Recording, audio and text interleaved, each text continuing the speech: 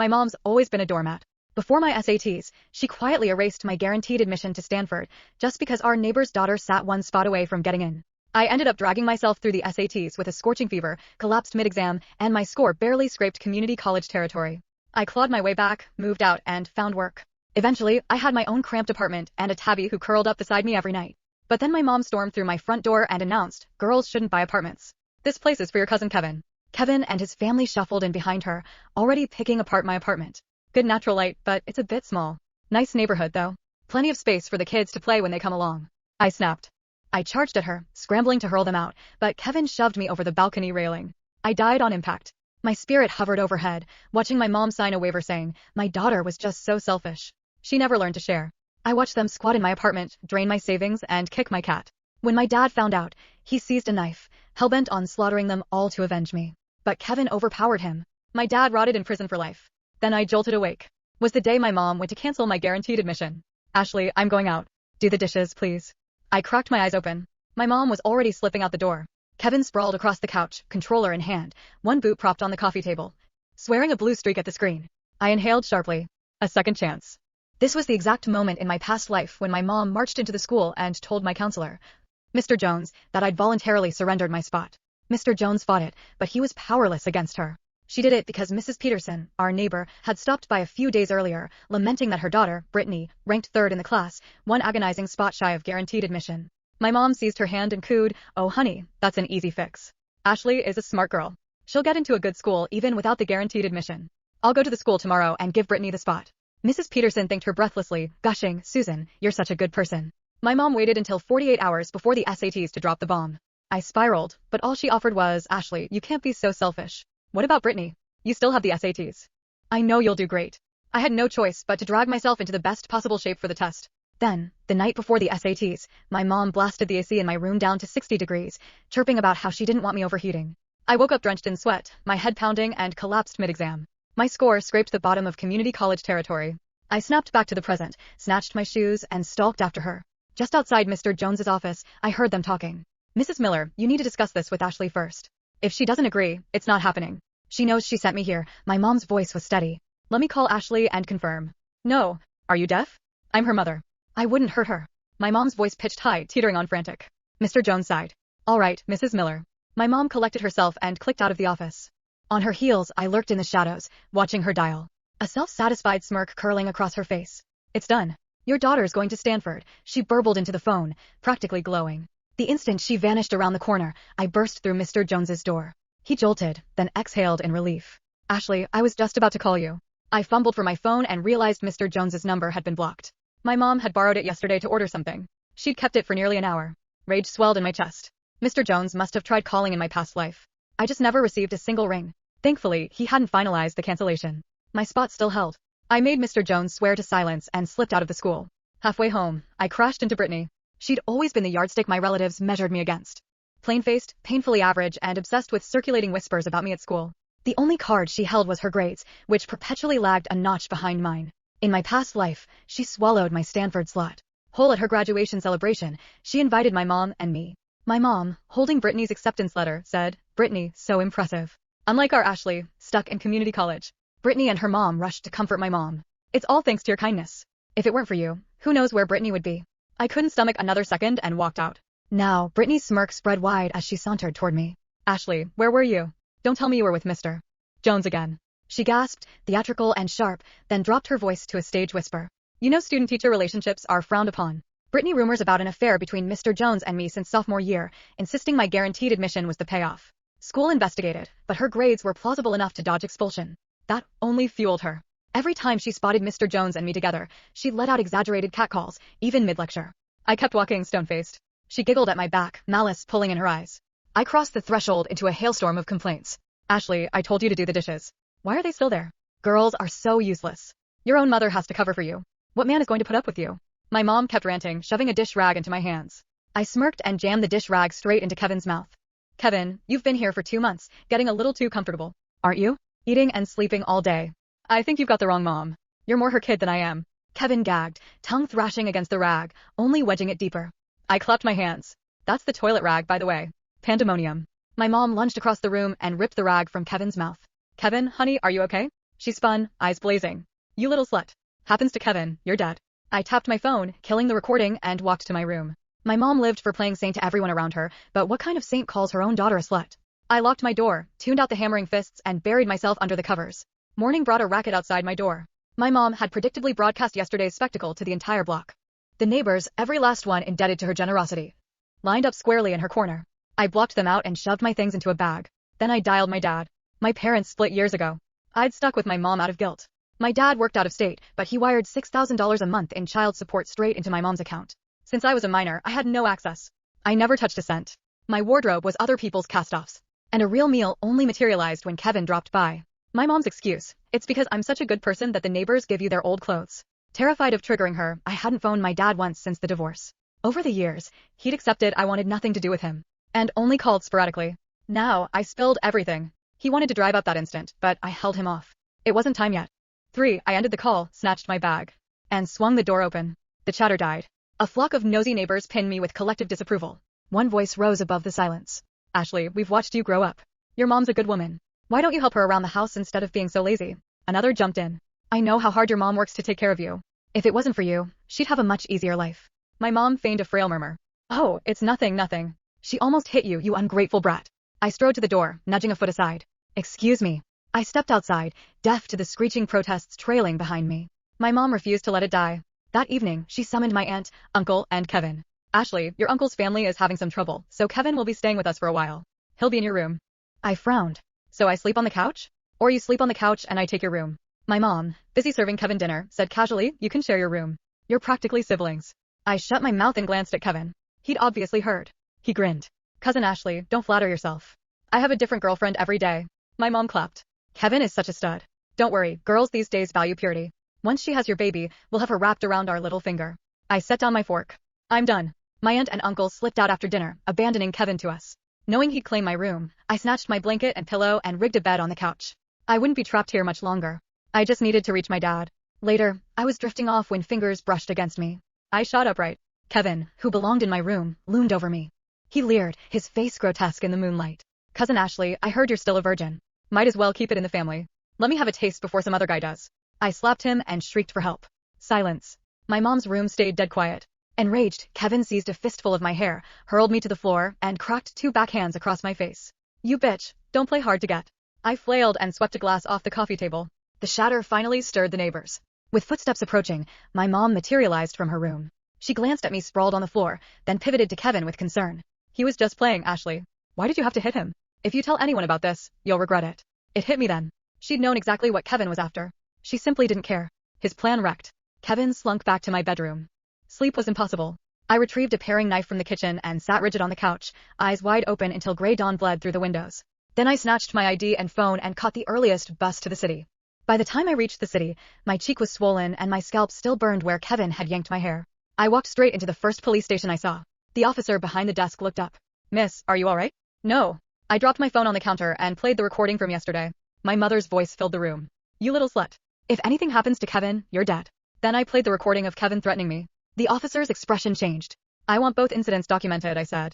And I want an emergency protective order. He studied my bruised face. You're a minor? 16. Where are your parents? My father is my parent. That distinction mattered. I gave him my father's number. 20 minutes later, Dad came roaring through the station doors. He looked like he'd driven the entire distance without stopping. Ashley. I barely had time to stand before he pulled me into his arms. His hands trembled when he touched my face. Who did this? Kevin. His jaw clenched. And your mother? She knew. Dad went completely still. I handed him my phone. He watched every recording. By the time the last one ended, his face had gone crimson. She knew he was trying to assault you? Yes. Dad turned toward the officer.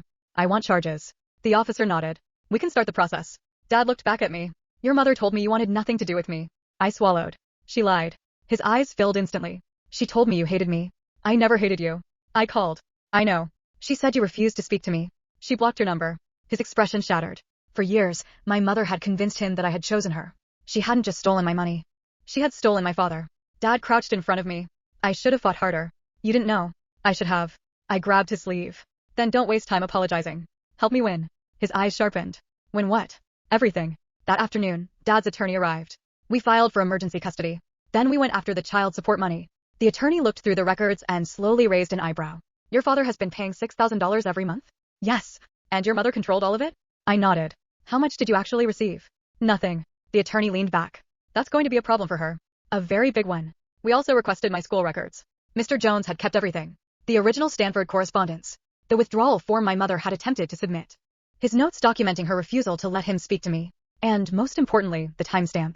My mother had tried to cancel my guaranteed admission without my consent. The attorney smiled. She made the mistake of putting everything in writing. I smiled back. She makes a lot of mistakes when she thinks she's being a saint. That evening, Dad took me to a hotel. For the first time in years, I slept somewhere my mother couldn't reach me. The next morning, my phone exploded. 27 missed calls. 38 messages. Then Brittany posted in our school group chat. Ashley ran away after attacking her cousin. She attached a picture of my bruised face. Then another.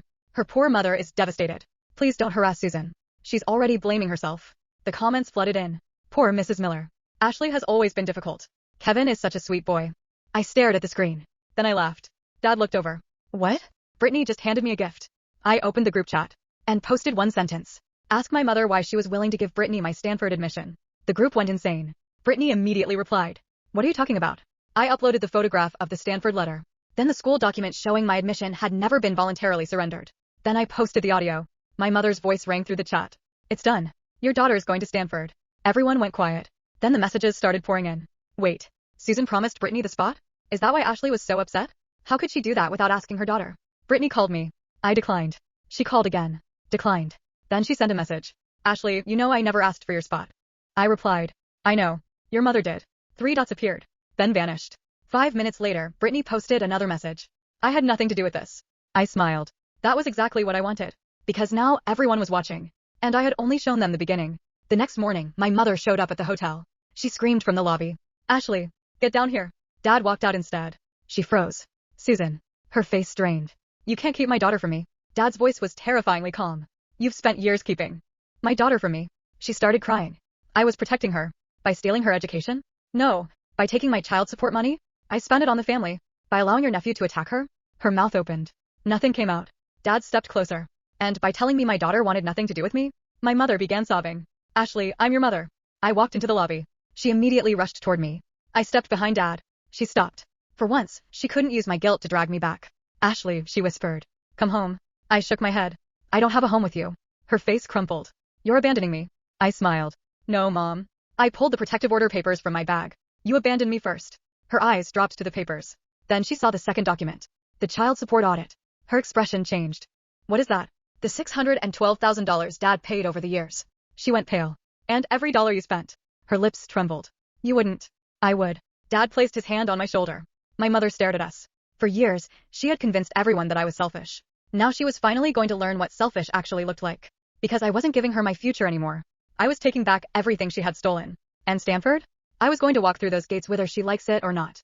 The first thing I did was make sure my mother couldn't spin the story anymore.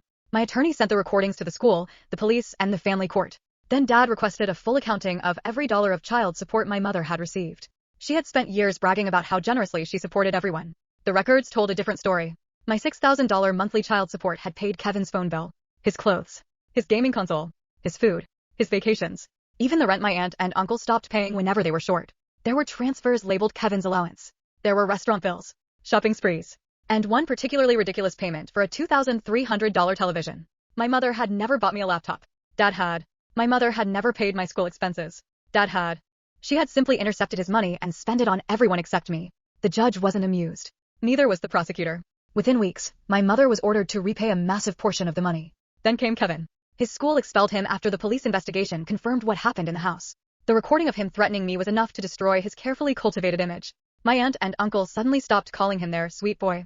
They stopped calling him anything. Because the moment they realized they could be financially responsible for his actions, they dumped him at my mother's doorstep.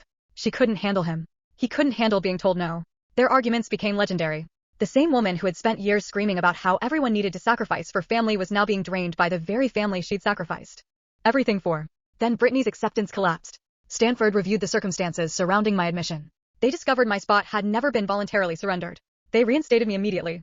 Brittany's family went ballistic. Her mother stormed into my mother's house. You promised my daughter that place. My mother screamed back, I was trying to help you. You ruined everything. I did this for you. You lied to me. Within minutes, the two women were screaming at each other in the street. Someone recorded it. The video spread through school. Brittany stopped showing up. Her precious reputation was gone. And then she made one final mistake. She posted that I had destroyed her future. I replied publicly. You never had my future.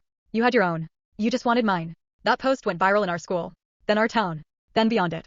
My mother became infamous for something she had once considered her greatest virtue, being the good woman who sacrificed for everyone. People finally saw the truth. She hadn't been generous. She had been generous with things that belonged to other people. My childhood, my father's money, my education, my bedroom, my safety, my future, all of it. Then came the final hearing. My mother sat across from me, exhausted and furious. She had lost custody. She owed my father money. She owed me money. Kevin had been charged. My aunt and uncle refused to speak to her. Brittany's family wanted nothing to do with her. And the neighbors who once praised her had stopped answering her calls. The judge looked at her. Mrs. Miller, do you understand the consequences of your actions? My mother looked at me. Her eyes were wet. Ashley, tell them you forgive me. I almost laughed. She still thought my forgiveness belonged to her. I leaned forward. No. Her face fell. I forgive myself. The courtroom went silent. I forgive myself for believing you. I forgive myself for thinking I owed you my future because you were my mother. And I forgive myself for staying quiet while you called cruelty kindness. My mother began crying. I stood. And I am never coming back. 6 months later, I moved into my college dorm. My acceptance letter was framed above my desk. My father visited every weekend. He'd finally stopped trying to earn forgiveness for something he hadn't known was happening. My tabby came to live with us too. And the first night I slept in my new room, I opened my laptop and checked my bank account. My own money. My own name. My own future. Then my phone buzzed.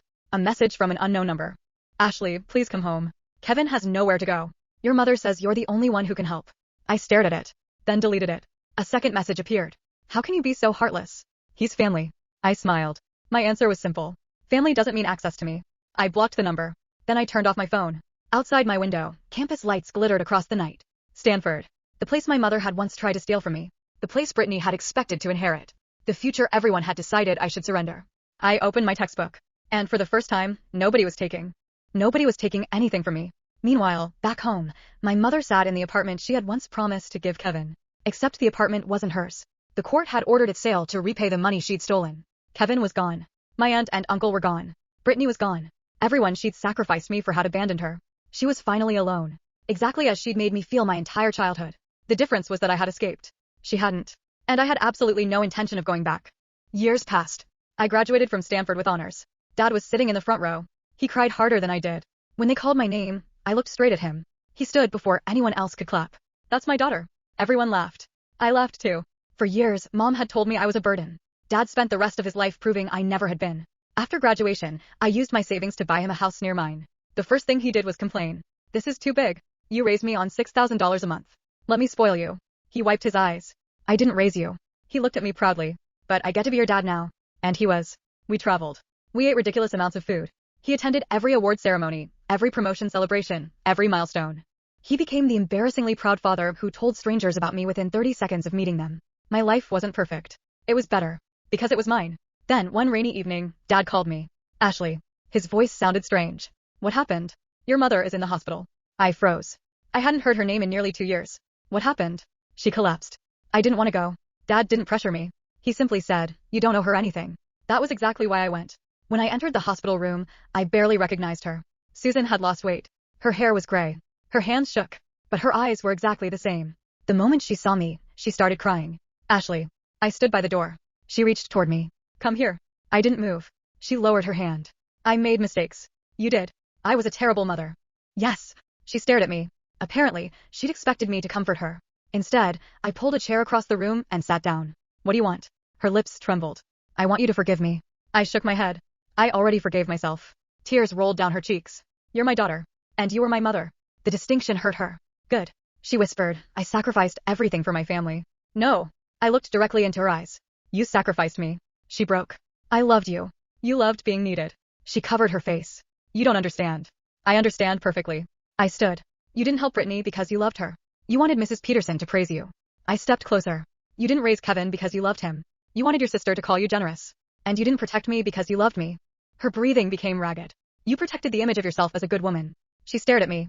For once, she had nothing to say. I turned toward the door. Then she screamed. Ashley.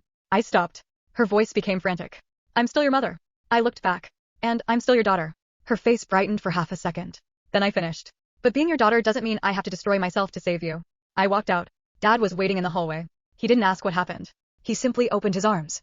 I hugged him. Behind us, my mother's screams echoed through the corridor. She demanded the nurses call me back. She cursed me. She cried. She begged. Then she screamed that I was an ungrateful daughter. Nobody came. Because this time, there was no neighborhood audience applauding her sacrifice. No Kevin to protect. No Brittany to impress. No child she could manipulate. There was only Susan. And the consequences of everything she'd done. 3 weeks later, she was discharged to a tiny assisted living facility. She had almost nothing left. The apartment was gone. Her savings were gone. The child support money had been recovered. Kevin refused to speak to her. My aunt blocked her number. Brittany's family moved away. And the neighbors who once called her a saint stopped answering her door. One afternoon, she found an envelope waiting outside her room. Inside was a photograph. My graduation. Dad standing beside me. Both of us smiling. On the back, I'd written, "You wanted me to give my future away so everyone else could be happy. I didn't. And I'm glad I didn't." She reportedly stared at the photograph for hours. Then she ripped it apart. Only to realize there was another photograph underneath. My father and me. Smiling. Happy. Free. Her hands began shaking. She tore that one too. But she couldn't tear away the truth. For the rest of her life, Susan Miller had to live knowing that the daughter she called selfish had become everything she once claimed she was sacrificing for. Successful. Loved. Independent. And happy. Meanwhile, Dad and I spent Christmas together that year. He burned the turkey. I laughed until my stomach hurt. He pointed at the smoke alarm. "Your mother would say I ruined Christmas." I grinned. "Then it's officially the best Christmas we've ever had." Dad laughed.